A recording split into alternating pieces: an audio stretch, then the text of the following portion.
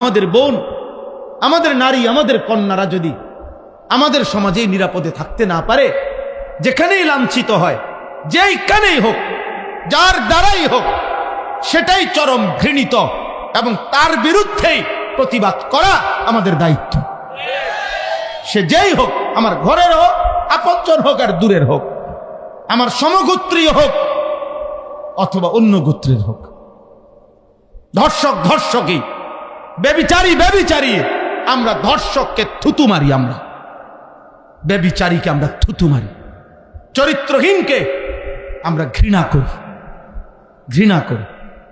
আল্লাহ নবী সাল্লাল্লাহু আলাইহি সাল্লাম বলেন, দুইটা পাপ মারাত্মক, একটা হলো জিনা, ব্যভিচার, নারীর সাথে হারাম সম্পর্ক, আরেকটা হলো মদ পান করা, নেশা করা। নেশা, খোদার কসম হাদিসে আছে, নবীজি বলছে যে নেশা করে এবং জিনা করে, প্রিয় ভাই মনে রাখেন, আল্লাহর নবী বলেন জিনাকার যখন জিনা করে, নেশাখোর যখন নেশা করে, এর ঠিক তার পূর্ব মুহূর্তে আল্লাহ ওই নাফরমানের কলিজার থেকে ঈমান টেনে বাইর করে ফেলে,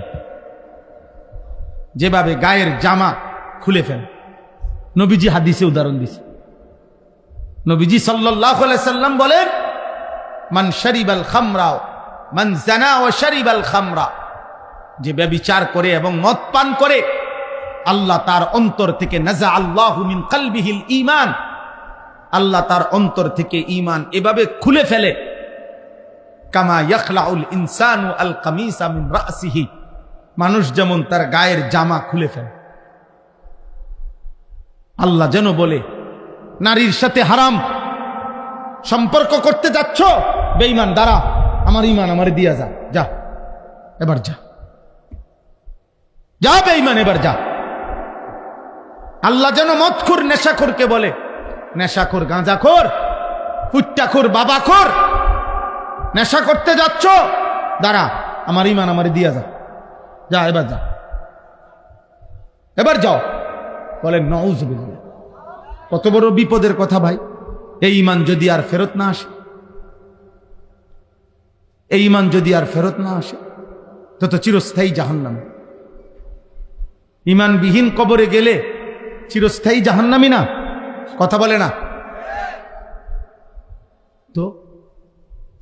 এই অবস্থায় যদি মৃত্যু হয়, উলঙ্গ ছবি দেখতে দেখতে তুমি যে রাত গভীরে ঘুমায় গেলা, আর যদি ঘুম না ভাঙ্গে,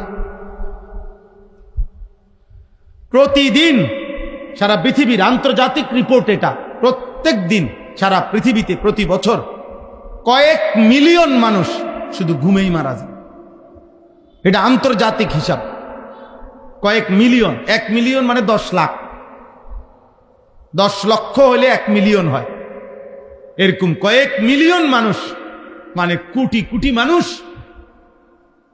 ঘুমেই মরে যায়।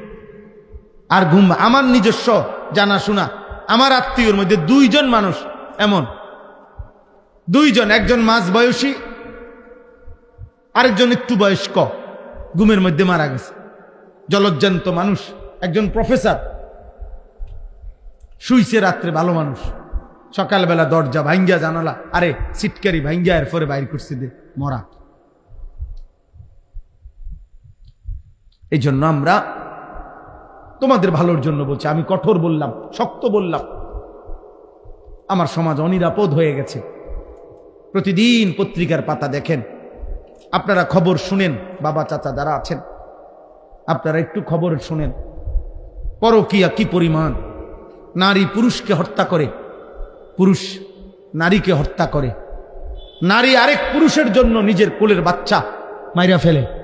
ওমা, এরকম জঘন্যতা পৃথিবীতে তো আইয়ামে জাহিলিয়াতে, সেই ইসলাম পূর্ব বর্বর যুগতে এমন কাহিনী ছিল। এ কোন সমাজ আমাদের? এ কোন পৃথিবীতে আমরা আসছি? নারীর স্বামী আছে, ওমা অন্য পুরুষ খুঁজে, পুরুষ স্ত্রী আছে, অথচ নাফরমান ব্যভিচারী অন্য নারী তালাশ করে। আস্তাগফিরুল্লাহ, আস্তাগফিরুল্লাহ। আরে কি আশ্চর্য কথা! আপনারা দেখেন পত্রিকার রিপোর্ট, প্রতিদিনকার রিপোর্ট শুনেন, চ্যানেলের খবরগুলো শুনেন, কি বলে প্রতিদিন। এই জন্য আমরা আলহামদুলিল্লাহ জায়গায় জায়গায় এতটুকু। এবার আসেন একটু এদিকে বলি। এদিকে বলি মানে হলো রাত্রি যত অন্ধকার হয়, রাত যত গভীর হয়, এ কথাও সত্য, আলো তত কাছায়া যায়। এখন বাজে মাত্র 9:22, বুঝা গেল এখনো রাত বাকি অনেক। কিন্তু যদি বাজে রাত 3টা, অন্ধকার যদিও খুব গভীর, কিন্তু বুঝতে হবে ভোর কাছায় গেছে, সকাল কি হয়ে গেছে, কাছায় গেছে, আলো কাছায় গেছে। এই জন্য চরিত্রহীনতা, অসভ্যতা, মারামারি, খুনে খুনি, হত্যা, খুন, ধর্ষণ, ব্যভিচার, হারাম, নাফরমান, অশ্লীলতা, বেহায়াপনা, এটা যেমন খুব বেড়ে গেছে, বুঝা গেছে আরেক পিঠে আলো কাছায় গেছে। এজন্য আলহামদুলিল্লাহ সারা বাংলাদেশে এখন, সারা বাংলাদেশে গলিতে গলিতে গলিতে গলিতে আলহামদুলিল্লাহ আল্লাহর দয়ায় মুসলিম নওজোয়ান, এই 18-20 বছরের কিশোর যুবকরা ইসলামের দিকে, কোরআনের দিকে, ওয়াজ মাহফিল, নসিহত, আল্লাহর দ্বীনের দিকে ব্যাপকভাবে এগিয়েও আসছে। আলহামদুলিল্লাহ আলো কাছায় গেছে। কালকে আমি যেখানে মাহফিল করছি কুমিল্লা সদর দক্ষিণ, ওনারা আমারে দেখাইছে হুজুর ক্লাস 6, 7, 8, সর্বোচ্চ ক্লাস 8 পর্যন্ত পড়ে এই 3 ক্লাসের বাচ্চা প্রায় 25 থেকে 26 জন, ওরা এই মাহফিলটা সাজাইছে। মানে কালকে আমি যেন ওয়াজ করছি, কয় যে হুজুর আমাকে সবচেয়ে বড় লিডার ক্লাস 8-এ। তাহলে বুঝা গেল আলো কাছায় গেছে, আলো কি কাছায় গেছে। আলহামদুলিল্লাহ প্রত্যেক জায়গায় সারা বাংলাদেশে আমরা, সেদিন আমি সিলেট ফজরের নামাজের পরে বাদ ফজর বয়ান করছি। এই 3-4 দিন আগে আমরা একটা কাজ করি, সারা বাংলাদেশে ফজর ক্যাম্পেইনের কাজ করি, অর্থাৎ ফজরের নামাজে মুসল্লি বৃদ্ধির জন্য সারা বাংলাদেশে আমরা ফজরের মুসল্লি বৃদ্ধির জন্য প্রচারণা করি।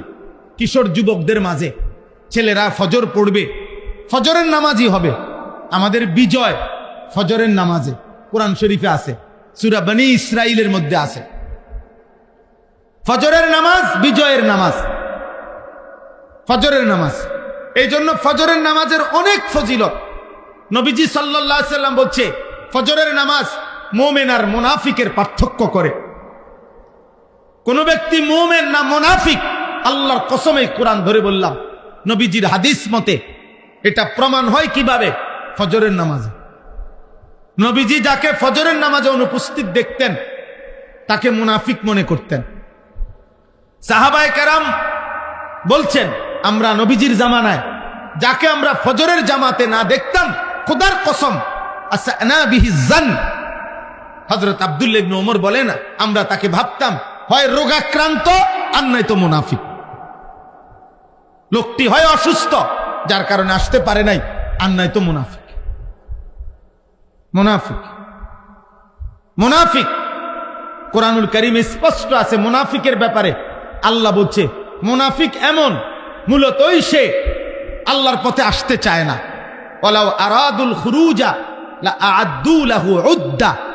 আল্লাহ বলে সে যদি আসলে আমার পথে বের হইতে চাইতো তাহলে কিছু প্রস্তুতি নিত। মানে আসলে যদি সে ফজরের নামাজ পড়তে চাইতো তাহলে সে মোবাইলে অ্যালার্ম দিত, তাইলে সে অ্যালার্মওয়ালা ঘড়ি কিনত, তাইলে তার আগে আগে ঘুমাইয়া যাইতো, তাইলে সে 1-2 জনের সাথে পরামর্শ করত যে ভাই আমি কিভাবে উঠতে পারি। এই নিয়ে তার কোনো মানসিক প্রস্তুতি নাই, এটা তার কলজার ভিতরেও নাই। তাইলে আল্লাহ তাআলা বলছেন এটা মুনাফিকের চিহ্ন। ওয়ালাকিন কারিহাল্লাহুম বিআসাহুম ফাসাব্বাতাহুম ওয়া ক্বিলা কুদু মাআল কাঈদিন। নাউযুবিল্লাহ। আল্লাহ কোরআনে বলছে মূলত মুনাফিক এমন, আল্লাহই চায় না মুনাফিক ইমানদারের সুরত ধরুক। আল্লাহ বলেন আমি চাই না, মুনাফিক ঘৃণিত। এই জন্য আমি চাই না ওই আমার পথে আসুক, যা। এই জন্য আল্লাহ তখন তাকে বসাইয়া রাখে আর বলে উকউদু মাআল কাঈদিন। আমার যেই নাফরমান বান্দা আমার আল্লাহকে ভুলে বসে আছে জায়গায় জায়গায়, তুইও যা ওই নাফরমানদের সাথে বসে থাক। যা হইতে থাকতি। কোরআন শরীফের আয়াত, কি সাংঘাতিক কথা দেখছেন। এজন্য তো বলতেছিলাম, বাদ ফজর দেখছি যুবক সাইকেল দিয়া দিয়া ফজরের নামাজ জামাত ধরছে। পুরা 3 তালা মসজিদ, সিলেট শহরে সদরে একটা বড় মসজিদে পুরা 3 তালা, দোতলা, নিচতলা কানায় কানায় পূর্ণ ছিল। তখন ওই মুসল্লিরা বলল যে হ্যাঁ হুজুর, এটা ইনশাআল্লাহ আগামী দিনে এটা হবে ইনশাআল্লাহ। খুব দ্রুতই ইসলামের বিজয় হবে, চূড়ান্ত বিজয় হবে সেদিন। মুসলমানের জুম্মা আর ফজরের মুসল্লি বরাবর হবে যেদিন। নিয়ত করো ইনশাআল্লাহ, ইনশাআল্লাহ তোমার হাতে আগামী দিনের পতাকা উঠবে ইনশাআল্লাহ, কালিমার পতাকা, ইসলামের পতাকা ইনশাআল্লাহ। সারা পৃথিবী আড়মোড়া ভেঙে নতুন করে রেডি হচ্ছে। সারা পৃথিবী 2 ভাগ হয়ে যাচ্ছে, কুফর একদিকে, মোমেন একদিকে। আগামী দিনে চূড়ান্ত যুদ্ধ এমনই হবে। আল্লাহ আমাদেরকে বুঝ দান করেন, আল্লাহ আমাদেরকে বিবেক দান করেন, আল্লাহ তাআলা আমাদের এই ছেলেদেরকে আল্লাহর দিকে ফিরায়া দেন। আমি অনুরোধ করলাম, একটা ছেলেকে হলেও বললাম, প্রিয় ভাই, আমার এটা ফিকির, আমার এটা চেষ্টা, আমার এটা আন্তরিক প্রচেষ্টা। আমি আর এখন কাউকে কোনো প্রতিপক্ষ মনে করি না, কাউকে না, কারো প্রতিপক্ষ আমার কোনো প্রতিপক্ষ মনে করি না। আমার আর কোনো প্রতিপক্ষতার দরকার নাই। আমি মনে করি আমাদের এই মুসলিম কিশোর যুবক নওজোয়ানরা আল্লাহর দিকে ফিরবে, 5 ওয়াক্ত নামাজ পড়বে, ফজরের নামাজ জামাতে পড়বে, আগামী দিনের ইসলামের পতাকা উড়াবে ইনশাআল্লাহ। ইনশাআল্লাহ বলো, ইনশাআল্লাহ বলো নওজোয়ান, ইনশাআল্লাহ। তোমরা চেষ্টা করো আব্বা, নষ্ট হইও না।